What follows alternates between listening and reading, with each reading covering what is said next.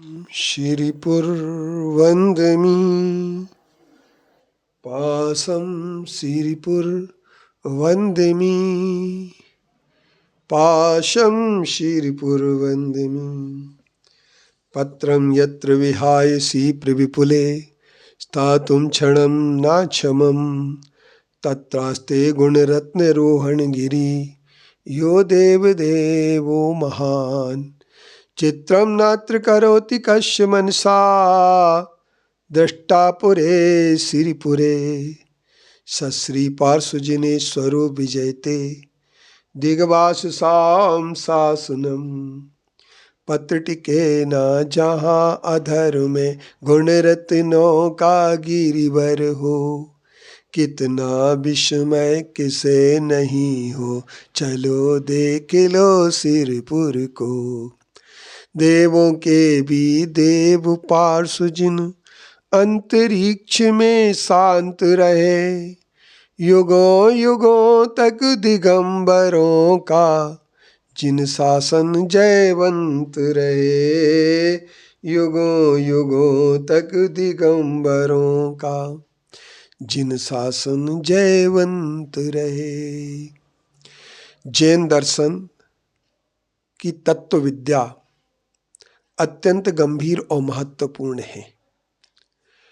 तत्व के अंतर्गत द्रव्य गुण पर्याय और स्वभावों का अध्ययन किया जाता है।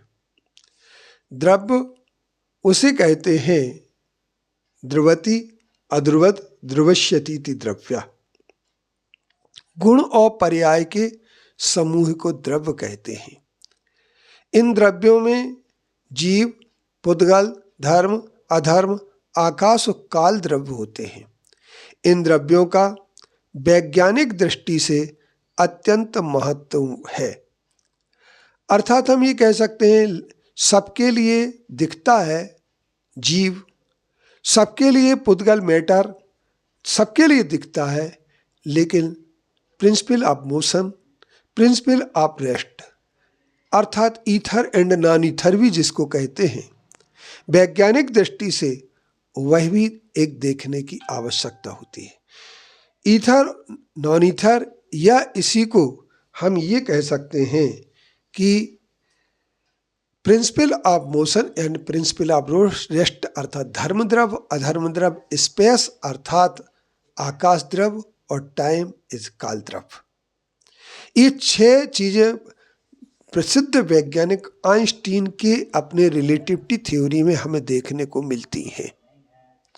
अब हम ये कह सकते हैं कि ये 6 द्रव्यों से ही तत्व का निर्णय होता है, अर्थात जीव या पुद्गल द्रव्य के भाव को, परिणाम को, उसके गुण को, उनकी अवस्थाओं को हम तत्व कहते हैं।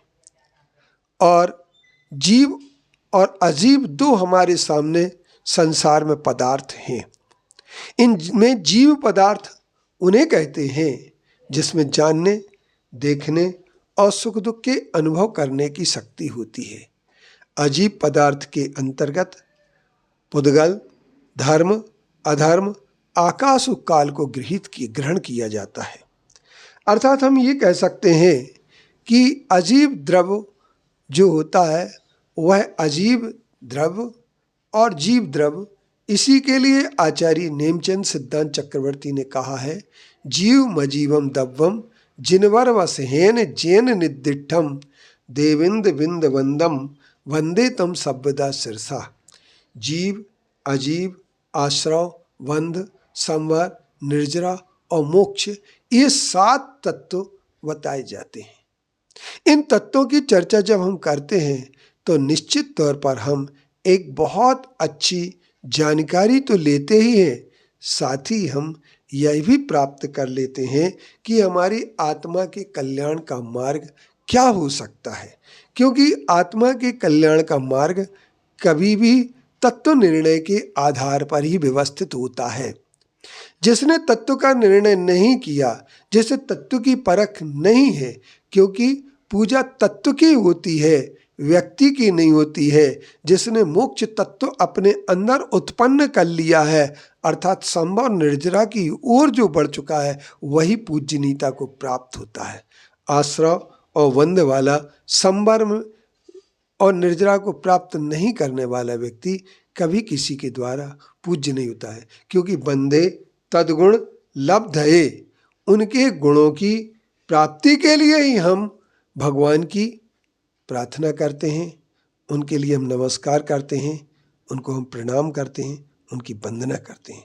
इसलिए हम कह सकते हैं कि तत्व ज्ञान ही पूज्य होता है।